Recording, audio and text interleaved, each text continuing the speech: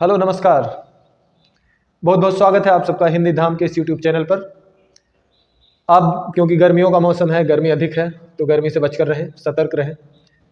सभी ऐसे उपाय करें जिससे गर्मी से आपको निजात मिल सके और अपने स्वास्थ्य का ध्यान रखें, क्योंकि स्वास्थ्य का ध्यान रखने पर ही पढ़ाई अच्छे तरीके से हो सकती है।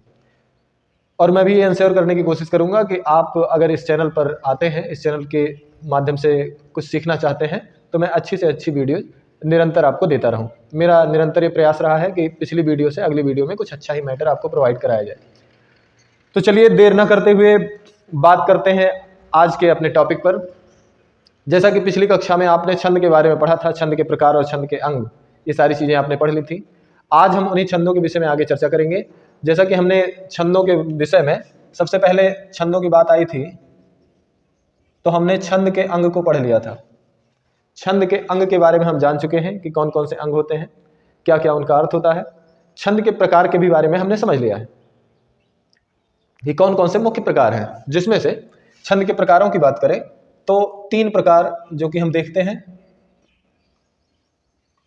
3 प्रकार जो हमारे सामने आते हैं, वो 3 प्रकार कौन कौन से हैं? मात्रिक,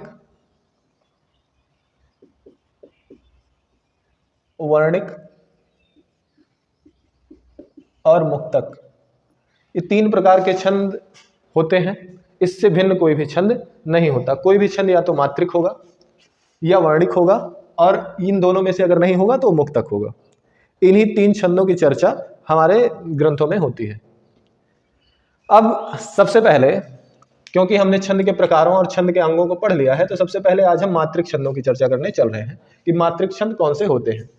ठीक है, मात्रिक छंद कौन से होते हैं, उनकी परिभाषा क्या है, आज के वीडियो में हम ये जानेंगे। तो मात्रिक छंद, कौन सा छंद हम लोग पढ़ने चल रहे हैं? हम लोग पढ़ने जा रहे हैं मात्रिक छंद। आपको वीडियो कैसा लग रहा है? इस वीडियो पर लाइक करें, कमेंट करें और ज़्यादा से ज़्यादा लोगों को शेयर करें तथा हमारे चैनल को सब्सक्राइब करें, जिससे एक से एक अच्छी अच्छी वीडियो आपको मिल सके, अधिक से अधिक आपकी जानकारी बढ़ सके। तो मात्रिक छंद हम चर्चा किस पर करेंगे? मात्रिक छंद। अगर मात्रिक छंदों की चर्चा हो रही है तो मात्रिक छंदों की परिभाषाएं भी जरूरी है कि परिभाषा क्या होती है। मात्रिक छंदों के बारे में अगर जानना हो तो हम परिभाषा का अध्ययन करेंगे, परिभाषा समझेंगे। तो आइए थोड़ा बहुत ही शॉर्ट तरीके से आपको समझाने का प्रयास करता हूं। तो मात्रिक छंद अर्थात ऐसे छंद जिनकी रचना, ऐसे छंद जिनकी रचना व पहचान, जिनकी रचना व पहचान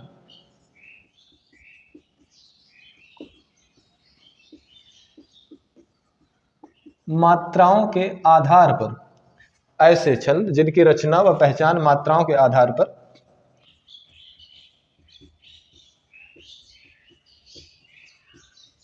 की जाती है, वे मात्रिक छंद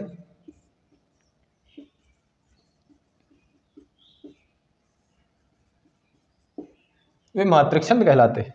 अर्थात ऐसे छंद जिनकी रचना भी और पहचान भी किसके आधार पर की जाए? मात्राओं के आधार पर की जाए, वे कौन से छंद कहलाएंगे? वे मात्रिक छंद कहलाएंगे। समझ में आ रहा है? ऐसे छंद जिनकी रचना भी मात्राओं के आधार पर हो और पहचान भी मात्राओं के आधार पर हो, ऐसे छंदों को क्या कहते हैं? ऐसे छंदों को हम मात्रिक छंद नाम देते हैं। अब इसमें कौन कौन से छंद आते हैं, इसके उदाहरण स्वरूप कौन कौन से छंद आते हैं, हम इस पर भी चर्चा कर लेते हैं। जैसे उदाहरण के तौर पर इसके अंतर्गत कौन कौन से छंदों को प्रमुखता से लिखा जा सकता है।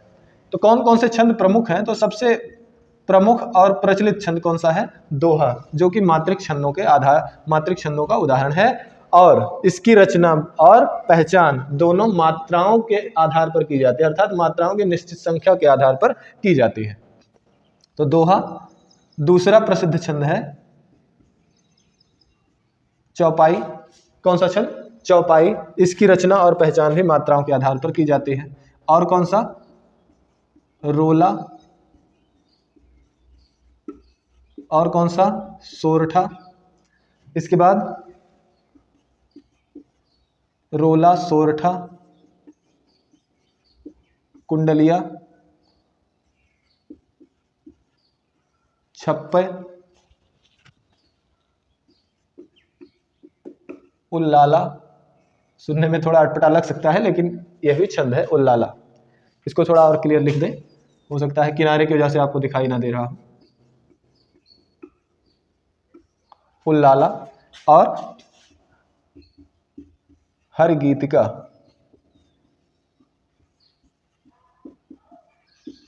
आदि। अब ये कुछ प्रमुख ऐसे छंद हैं जिनकी रचना भी मात्राओं के आधार पर होती है और जिनकी पहचान भी मात्राओं के आधार पर होती है। अब यहाँ रचना और पहचान लिखने का तात्पर्य यह है कि अगर ये छंद लिखे जाएंगे, कोई कवि लिखेगा तो वो मात्राओं के आधार पर, मात्राओं की निश्चित संख्या के आधार पर लिखेगा, उसका ध्यान रखते हुए लिखेगा। क्योंकि अगर मात्राओं का हेरफेर होता है तो मात्राओं के हेरफेर के कारण एक छंद से दूसरा छंद निर्मित हो सकता है। और पहचान भी, जब कोई इन छंदों की पहचान करेगा किसी काव्य में, किसी कविता में कि कौन सा छंद है, तो पहचान भी उसकी किसके आधार पर होगी? मात्राओं के आधार पर होगी। तो ऐसे छंद जिनकी रचना व पहचान मात्राओं के आधार पर की जाती है वे मात्रिक छंद कहलाते हैं। उदाहरण स्वरूप दोहा, चौपाई, रोला, सोरठा, कुंडलिया, छप्पय, उल्लाला, हरगीतिका आदि। ठीक है ना? ये बात आप लोगों को समझ में आई कि ऐसे कितने छंद हैं जो कि मात्रिक छंदों के अंतर्गत प्रमुखता से जिनका नाम लिया जा सकता है। तो दोहा, चौपाई, रोला, सोरठा, कुंडलिया, छप्पय, उल्लाला और हरगीतिका ऐसे छंद हैं जिनका वर्णन मात्रिक छंदों के अंतर्गत किया गया है। ये आपको समझ में आ गया होगा। जैसा कि नाम से ही स्पष्ट है, मात्रिक, मात्रिक अर्थात मात्राएं, जिसकी रचना व पहचान में मात्राओं का विशेष योगदान होता है, उसी को हम मात्रिक छंद कहते हैं। ठीक है, तो ये आपको स्पष्ट हो गया। छंदों के तीन प्रकार, मात्रिक, वर्णिक और मुक्तक, जिसमें से मात्रिक छंदों की परिभाषा व कुछ उदाहरण आपके सामने हैं। मात्रिक छंद काव्य में अधिकतर प्रधान होते हैं, प्रमुखता से इसका प्रयोग होता है। प्रमुखता से प्रयोग का मतलब यह है कि ज्यादातर कवि इन्हीं सब छंदों के अंतर्गत अपनी रचनाएं लिखते हैं, जिसमें से दोहा, चौपाई ये सर्व प्रचलित छंद है, अत्यधिक प्रचलित है। यानी अगर हम प्राचीन काल की बात करें, प्राचीन काल से अब तक जो है ये छंद ज्यादा प्रचलित रहे हैं अब तक के हिंदी साहित्य के इतिहास में। तो ये आपको देखना होगा, जानना होगा और समझना होगा। समझना सबसे महत्वपूर्ण है, रटने की जरूरत नहीं है। आप सिर्फ समझ लीजिए कि कौन कौन से ऐसे छंद हैं जो कि मात्रिक छंदों के अंतर्गत आते हैं। तो ये आपको स्पष्ट हो गया। आपको स्पष्ट हो गया हो तो आगे बढ़ा जाए। ये चीज आप लोगों को स्पष्ट हो गई है मेरे हिसाब से। आप लोगों को क्या समझ में आया, और अगर कुछ नहीं समझ में आया है तो उसको आप कमेंट में लिख सकते हैं। कमेंट देखकर उसका उत्तर आपको मिल जाएगा। अगला जो प्रकार है वो है क्या? वर्णिक छंद। किसका क्या नाम है उसका? उस छंद का नाम है वर्णिक छंद। अब वर्णिक छंद, वर्णिक अर्थात वर्ण, वर्ण अर्थात अक्षर, यानी ऐसे छंद जिनका निर्माण, जिनकी रचना व पहचान वर्ण के आधार पर की जाती है, वर्णों की निश्चित संख्या के आधार पर की जाती है, तो उसको क्या कहते हैं? वर्णिक छंद कहते हैं। इसको लिख लेते हैं, इसी बात को।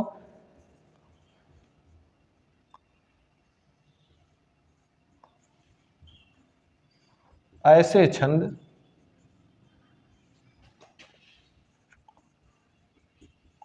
जिनका निर्माण या रचना, जिनकी रचना व पहचान, जिनकी रचना व पहचान मात्राओं के आधार पर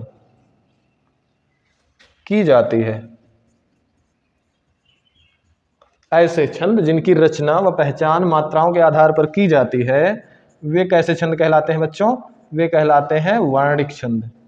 कौन से छंद कहलाते हैं? वर्णिक छंद। नाम से भी स्पष्ट है, वर्णिक अर्थात वर्ण, जहां पर वर्णों की प्रधानता हो या उनकी रचना व पहचान में वर्णों की प्रमुख भूमिका होती है, ऐसे छंद वर्णिक छंद कहलाते हैं। यानी परिभाषा में फिर से देखते हैं कि ऐसे छंद जिनकी रचना व पहचान मात्राओं के आधार पर की जाती है, वे वर्णिक छंद कहलाते हैं। तो आपको स्पष्ट है ये सारी चीजें। अब उदाहरण स्वरूप किन किन छंदों का नाम लिया जा सकता है प्रमुखता से? तो उदाहरण स्वरूप हम इसमें नाम ले सकते हैं इंद्र वज्रा। कौन सा छंद? इंद्र वज्रा, यानी इंद्र का वज्र, नाम सुने होंगे। इंद्र का प्रमुख हथियार क्या था? इंद्र का प्रमुख हथियार था वज्र, जो कि किसकी हड्डियों से बना था? महर्षि दधीच की हड्डियों से। अब महर्षि दधीच कौन थे, इंद्र कौन थे, ये फिर किसी अगले वीडियो में, लेकिन इस छंद का नाम क्या है? इंद्र वज्रा। उसके बाद अगला जो छंद है जो वर्णिक छंदों के अंतर्गत आता है, उसका नाम है उपेंद्र वज्रा। उपेंद्र वज्रा, इंद्र वज्रा, उपेंद्र वज्रा, और क्या? सवैया, और क्या? मालिनी, और क्या? घनाक्षरी, और क्या? कवित्त। ठीक है, ये कुछ ऐसे छंद हैं जिनकी रचना भी वर्णों के आधार पर होती है और जिनकी पहचान भी वर्णों के आधार पर होती है। तो ऐसे छंदों को हम क्या कहते हैं? ऐसे छंदों को हम वर्णिक छंद कहते हैं, जिसमें इंद्र वज्रा, उपेंद्र वज्रा, सवैया, मालिनी, घनाक्षरी, कवित्त आदि छंद आते हैं। इसमें से कुछ छंद ऐसे हैं जिनके भी कई उपभेद होते हैं, उनके बारे में फिर किसी अगले वीडियो में चर्चा करेंगे। और इसके बाद जो अगला है उसको हम देखेंगे, क्या? उसका नाम होगा मुक्तक छंद। हमने मात्रिक छंदों को पढ़ लिया, हमने वर्णिक छंदों को पढ़ लिया और उसका उदाहरण जान लिया, उसकी परिभाषा समझ ली। अब हम बात करेंगे इसके बाद मुक्तक छंदों की। ठीक है, तब तक आप लोग इसको नोट कर लीजिए।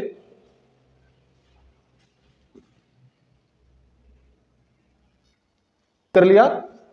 आपने नोट कर लिया? तो इसके बाद हम देखते हैं मुक्तक छंद किसे कहते हैं।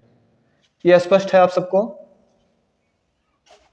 इसके बाद हम देखेंगे कि मुक्तक छंद कौन से हैं या मुक्तक छंदों की परिभाषा क्या है। मुक्तक छंद, इस बात पर हम चर्चा करेंगे कि मुक्तक छंद कौन से हैं। नाम से ही आपको स्पष्ट हो रहा होगा, मुक्तक अर्थात जो छंद के सभी बंधनों से मुक्त हो, ऐसे छंदों को हम क्या कहते हैं? मुक्तक छंद कहते हैं। इसकी परिभाषा में हम क्या लिख सकते हैं कि ऐसे छंद जो छंद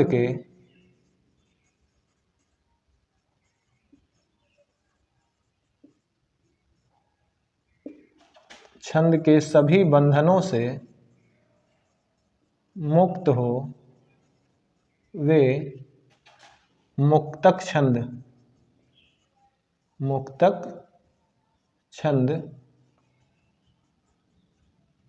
कहलाते हैं। वे कौन से छंद कहलाते हैं?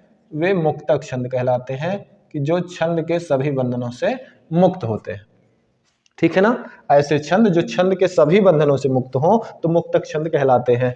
अब एक बात यहां पर आई, सभी बंधनों से मुक्त, ये शब्द आप ध्यान में रखिए कि बंधनों से क्या है तात्पर्य है, यानी बंधन कौन से हैं? जो छंद के होते हैं। तो वही बंधन है जो कि छंद के अंग के अंतर्गत बताए गए थे। मैंने आपको कल बताया था, कल की वीडियो में, कि छंद के अंग जितने हैं वो किसी छंद के निर्माण और पहचान के लिए आवश्यक होते हैं, अर्थात वे सभी अंग किसी भी छंद के निर्माण में सहायता करते हैं। उन्हीं का आधार लेकर अलग अलग तरह के छंद निर्मित किए जाते हैं। लेकिन मुक्तक छंद ऐसे छंद हैं जो कि छंद के किसी भी बंधन को नहीं मानते हैं। ना तो उसमें कोई चरण निश्चित होता है, मुक्तक छंदों के अंतर्गत ना तो उसमें कोई चरण होगा, न तो कोई तुक मिलना आवश्यक होगा, न मात्रा का कोई बंधन होगा, न वर्णों की निश्चित संख्या होगी, अर्थात ये सारी चीजें उसमें नहीं होंगी। तो जो ऐसा छंद होगा जिसमें छंद के किसी भी नियम का पालन न किया गया हो, ऐसे छंदों को हम क्या कहलाते हैं? ऐसे छंदों को मुक्तक छंद कहा जाता है। कि ऐसे छंद क्या होंगे? ये मुक्तक छंद होंगे। ठीक है, तो फिर से स्पष्ट कर दूं कि छंद के 3 प्रकार, मात्रिक, वर्णिक और मुक्तक। मात्रिक छंदों के अंतर्गत हमने देखा कि ऐसे छंद जिनकी रचना व पहचान मात्राओं के आधार पर की जाती है, वे मात्रिक छंद कहलाते हैं, जिसमें दोहा, चौपाई, रोला, सोरठा, कुंडलिया, छप्पा, उल्लाला, हरगीतिका आदि छंद आते हैं। उसके बाद हमने देखा वर्णिक छंदों को, कि ऐसे छंद जिनकी रचना व पहचान एक मिनट, यहाँ पर थोड़ा सा मिस्टेक है, क्षमा कीजिएगा। ऐसे छंद जिनकी रचना व पहचान वर्णों के आधार पर की जाए, ये चीज आपको स्पष्ट हो गई होगी। ऐसे छंद जिनकी रचना व पहचान वर्णों के आधार पर की जाती है, वे वर्णिक छंद कहलाते हैं। तो ये बहुत जरूरी हो गया, अगर दोहराया ना गया होता तो ये कमी ध्यान में ना आती। तो आपने देख लिया, समझ लिया कि ये यहाँ पर मात्रिक नहीं रहेगा या मात्राओं नहीं रहेगा, यहाँ पर वर्णों रहेगा। वर्णों का मतलब क्या है कि ऐसे छंद जिनकी रचना व पहचान वर्णों के आधार पर की जाती है वे वर्णिक छंद कहलाते हैं। अर्थात इसमें वर्णों की संख्या या वर्णों के क्रम का विशेष ध्यान दिया जाता है। और ऐसे छंद के कौन से हैं? इंद्रवज्रा, उपेंद्र वज्रा, सवैया, मालिनी, घनाक्षरी, कवित आदि छंद इसके अंतर्गत आते हैं। और छंद का तीसरा प्रकार है मुक्तक छंद, अर्थात ऐसे छंद जो छंद के सभी बंधनों से मुक्त होते हैं। न तो उसमें सुर लय ताल की बाध्यता है, न तो मात्राओं की बाध्यता है, न वर्णों की बाध्यता है, न चरणों की बाध्यता है, या जो छंद के अन्य नियम होते हैं उनकी कोई बाध्यता जिन पर लागू नहीं होती, वे मुक्तक छंद कहलाते हैं। तो आशा है आज का वीडियो आपको पसंद आया होगा और ऐसे ही इंटरेस्टिंग वीडियोज पाने के लिए हमारे चैनल को सब्सक्राइब करें और ज़्यादा से ज़्यादा लाइक और शेयर करें। आज के लिए इतना ही, मिलते हैं अगले वीडियो में, तब तक के लिए धन्यवाद। जय हिंद।